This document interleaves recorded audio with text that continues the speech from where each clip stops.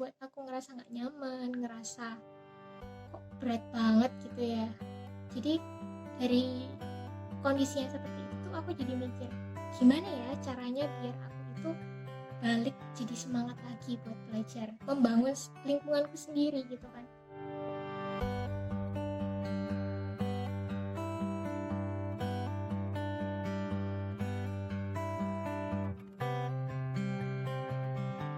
Halo semuanya, assalamualaikum warahmatullahi wabarakatuh.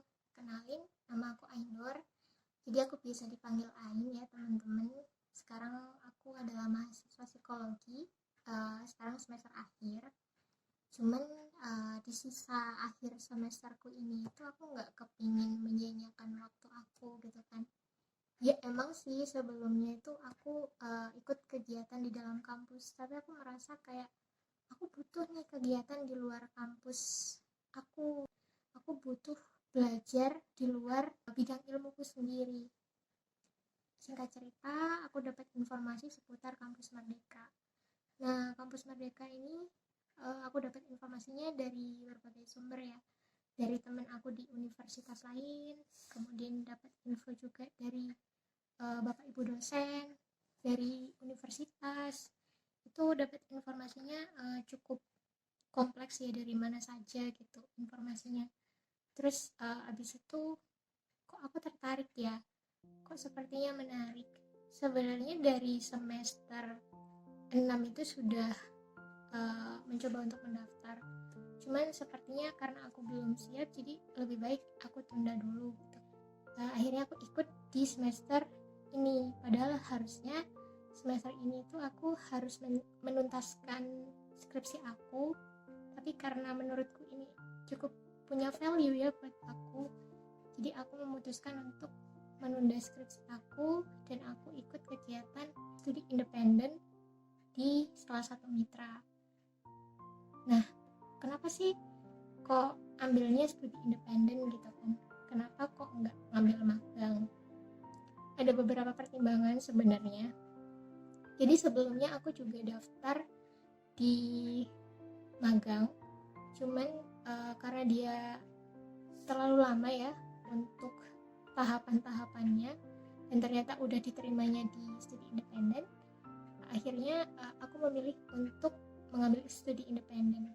Karena di sisi lain, studi independen ini itu berkaitan dengan minat aku sendiri, berkaitan dengan bisnis. Nah, kebetulan nih di tempat aku ikut studi independen ini, dia banyak pelajaran-pelajaran yang menarik menurut aku. Di antaranya ada UI UX, bisnis digital, digital marketing, desain, dan masih banyak lagi. Di situ nggak cuman pembelajaran secara mandiri, tapi kita juga diajar oleh pengajar dari mitra yang aku ikuti studi independennya.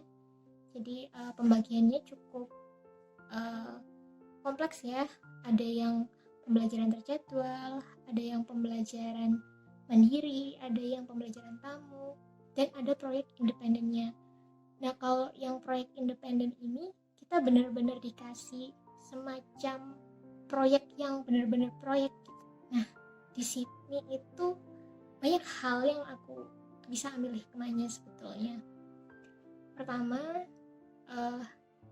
aku jadi belajar gimana sih caranya memanajemen waktu, gimana caranya memanajemen stres. Karena emang ketika sudah masuk studi independen ini itu berbeda dengan kampus, karena perbedaan kultur yang sudah terbiasa di kampus, ketika masuk ke sini akhirnya terjadi culture shock.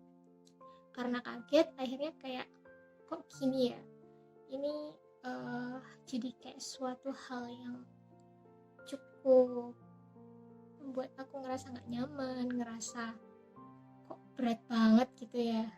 Jadi dari kondisi yang seperti itu tuh aku jadi mikir, gimana ya caranya biar aku itu balik jadi semangat lagi buat belajar gitu. Akhirnya aku memunculkan untuk membangun lingkunganku sendiri gitu kan. Kita nggak mungkin untuk membangun lingkungan itu tanpa ada kemauan dari diri kita sendiri gitu kan, untuk jadi lebih baik terus setiap harinya.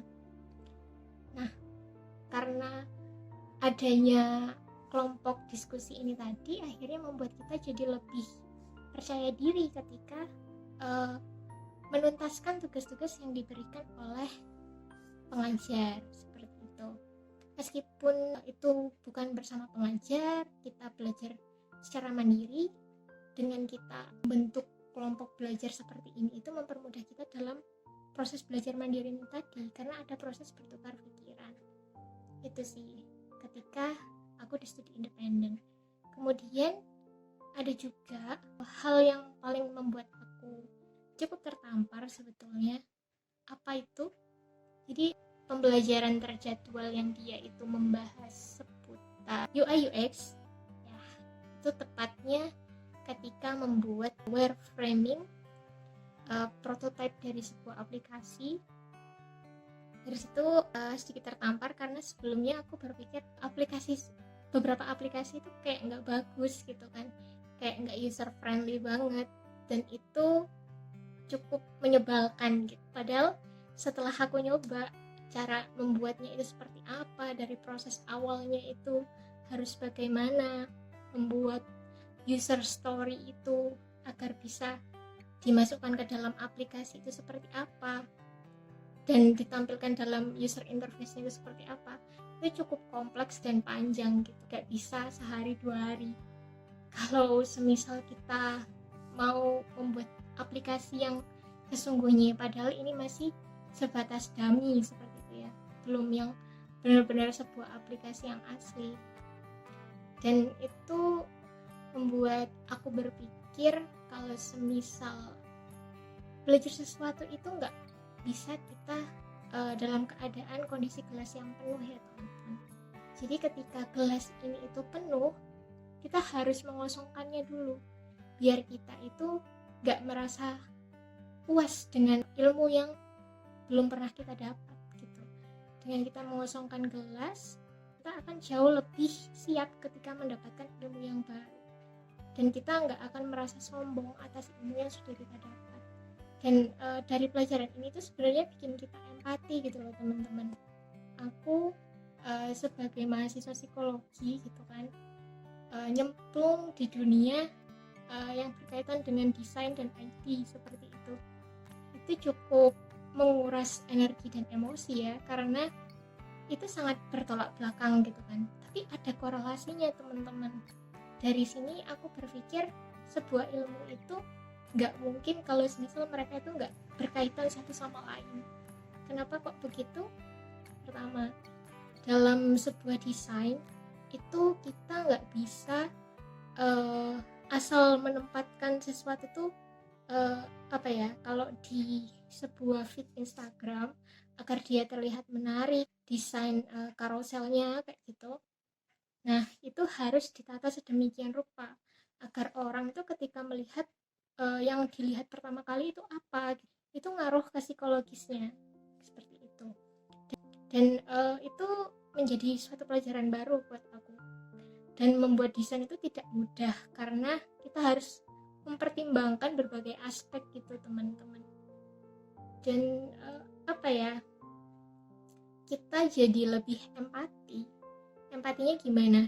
Kita jadi lebih ngerasa, oh gini ya ternyata jadi seorang anak desain, dia harus berusaha dengan keras membuat sebuah desain agar terlihat menarik ketika orang melihatnya, sesuatu hal yang menjual, sesuatu hal yang estetik gitu kan, sehingga orang tertarik untuk menggunakannya. Dan itu salah satu hal yang menurutku tidak semua orang bisa, termasuk aku sendiri juga mengalami kesulitan saat itu. Jadi jangan pernah berhenti untuk belajar hal baru, karena dengan kita belajar banyak hal baru yang belum kita ketahui, kita akan ngerasa, oh selama ini ilmuku masih kurang ya, aku perlu belajar lagi. Jadi itu sebenarnya cerita singkat aku ketika aku mengikuti program studi independen ini di kampus Merdeka. Nah, kemudian kalau misal teman-teman kepingin tanya-tanya gitu kan, boleh banget isi di kolom komentar. Tapi mungkin kedepannya aku bakal lebih banyak ngebahas seputar bidang ilmu aku ya teman-teman, tentang psikologi. Jadi teman-teman bisa saksikan itu, dan semoga video hari ini itu bisa bermanfaat ya buat teman-teman. Sekian, terima kasih. Wassalamualaikum warahmatullahi wabarakatuh. Dadah, sampai jumpa di video selanjutnya.